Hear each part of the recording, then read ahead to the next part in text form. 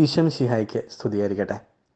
പരിശുദ്ധാത്മാവ് സ്ലീഹന്മാരുടെ മേൽ വന്ന് ആവസിച്ചു കഴിഞ്ഞപ്പോൾ സ്ലീഹന്മാരിലുണ്ടായ ഏറ്റവും വലിയ പ്രത്യേകത അന്ന് വരെ അവർക്കുണ്ടായിരുന്ന പേടി നഷ്ടപ്പെട്ടു എന്നുള്ളതാണ്. മനുഷ്യരോടുള്ള പേടി അവർക്ക് നഷ്ടപ്പെട്ടു.